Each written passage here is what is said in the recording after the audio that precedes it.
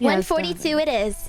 I've had a lot of jobs in logistics, meaning I've spent many hours in a vehicle traveling miles upon miles carrying goods and occasionally people from points A to point Z and everywhere in between. So to say I've been very lonely during some of these trips is an understatement. Around 11 p.m. this one day, my drop had been made and my worn out and tired ass was headed back towards the familiar territory.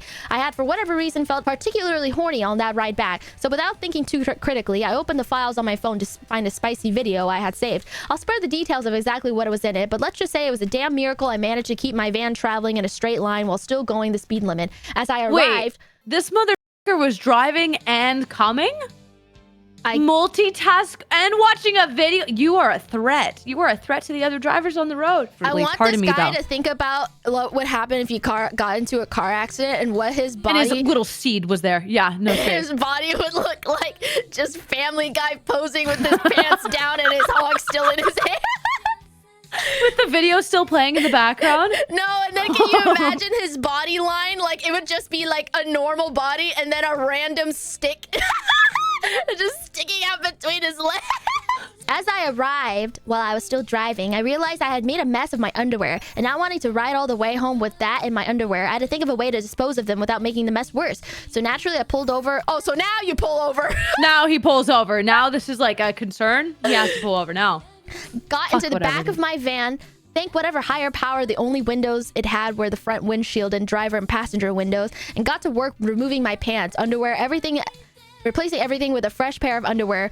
I balled up the underwear and threw them out in the back door to the van, climbed back into the driver's seat and took off. It must have been 5 minutes or so later when I noticed a flashlight into my driver's side mirror. Upon glancing, I realized it was a police car, so I naturally pulled over. Immediately began panicking. I assumed they were pulling me over for littering and had found about my forever ruined pair of briefs I had haphazardly discarded on the back of a major Texas freeway. As the officer knocked on the window to my van, I let out one of those silent but heinously smelly farts.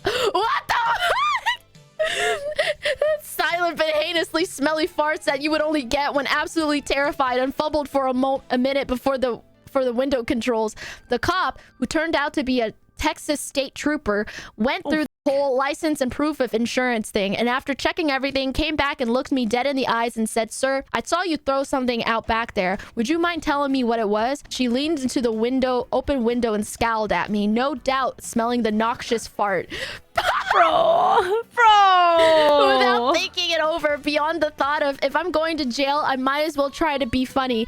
So I said, "Ma'am, it's a bit embarrassing, but I my pants back there on the ramp." Miraculously, the trooper leaned back away from my van, badly trying not to laugh despite wheezing like she had emphysema, and apologized, saying, "That's understandable, sir, but next time please do try to dispose of it properly." And she let me go. The rest of the ride home was, despite being the only soul in my van, uncomfortably awkward. I showered for 2 whole hours when I got home.